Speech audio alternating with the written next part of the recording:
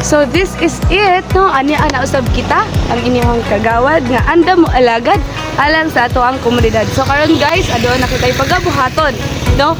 Usa ka clean up drive para sa ato ang mga kadalanan.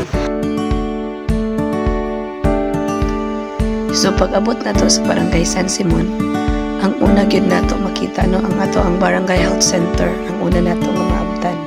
Dayon kini siya nga area, kining street, muna siya ang isa nga among ginatutukan sa pagatiman, sa paglimpyo. Tungod kay kani nga area ang pinaka-entrada pag mosulod na ka sa Barangay San Simon. So muna nga to ang pagatiman karon o pagatutukan.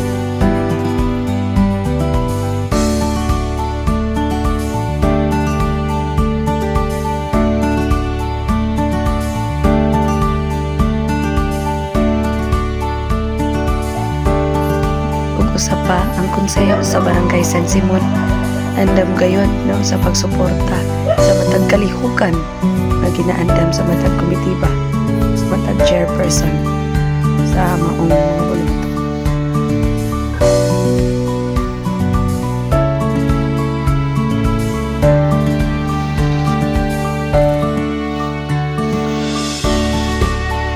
Itong nakita karon no nga naa diri ang atong mga health personnel, no? Nagtabang sila, naglimpyo sa ato ang mga kadalanan. Kay para sa usa ka preparation ug mga adlaw, so papasalamaton kita tungod kay aktibo kaayo nga mo hatag sa ilahang mga kusog ug sa ilahang mga panahon, no? Para sa usa ka hapsay ug limpyo nga kadalanan. So daghan kaayong salamat sa ilaha. Ako ang ipaabot ang mga pagpasalamat sa ilahang mga kusog, sa ilang panahon. Salamat kayo. So grateful good kayo ko isip usa ka chairperson sa Committee on Health.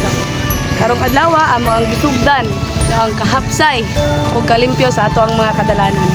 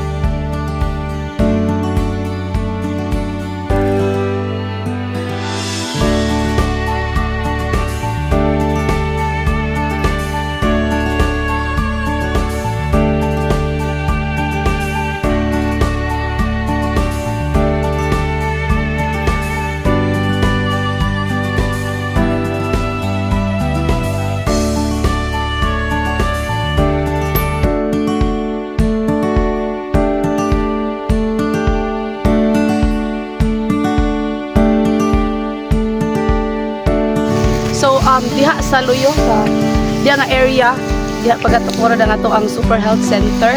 Mao adunay mahitabo nga groundbreaking ceremony ug mga adlaw.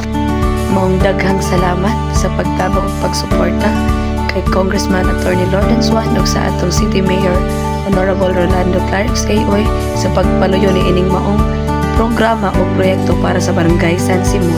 So welcome kayo sa